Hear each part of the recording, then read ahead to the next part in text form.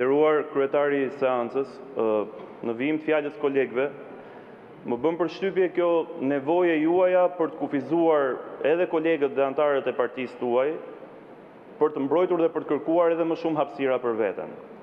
Më bën përshtypje që ju shkelni konsensusin e vendosur në këtë sallë për 3 dekada, kur vjen puna ke diskutimi çështjes rregullore të kuvendit, dhe nuk i jepni hapësirën as kolegëve tuaj për të diskutuar për arkitekturën e re të komisioneve të përkohshme parlamentare, por as opozitës për të bërë propozimet e saj.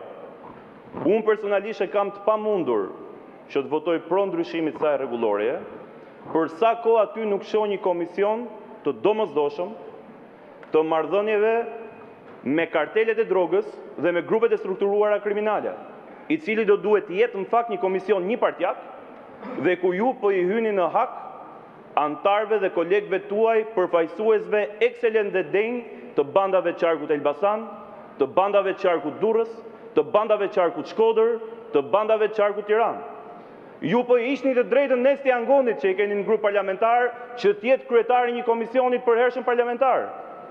Kështu që zoti kryetari i seancës, për ta kaluar këtë çështje në heshtje dhe me forcën e kartonave, ju e dini mjaft mirë që ju kartonat i keni.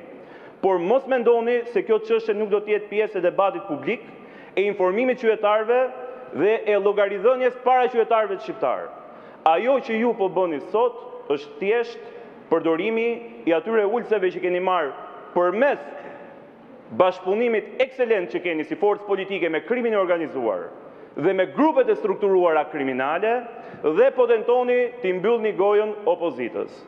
Të jeni të bindur që ky debat do të vijojë. Mund të mbetemi me të vërtet i vetmi kryetar kuvendi që do të miratojë dhe do të çojë përpara ndryshimin e rregullores kuvendit në mënyrë të njëanshme, dhe do të mbajeni mend që keni prishur konsensusin e vendosur, e them edhe një herë, që nga parlamenti i parë i postdiktaturës, por ju siguroj që në këtë rast nuk po i ngushtoni hapësirat vetëm deputetëve të opozitës, por po i hyni në hak kolegëve tuaj të mazhorancës. Nuk mundet bashkëpunëtorët e krimit të organizuar në këtë sallë të mos kenë mundësinë të flasin në një komision të përhershëm për këto marrëdhënie. Ju po zhvilloni, jam brenda procedurës. Nuk doja të ndërprisja fjalën, se është fjala e parë në këtë kuvend, por ju lutem. Patjetër.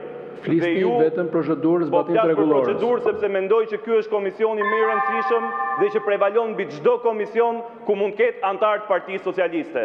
Nuk mund të leni përfaqësuesit e grupeve kriminale në Partinë Socialiste të mos jenë përfaqësuar në një komision të përhershëm, të posaçëm dhe një partjak.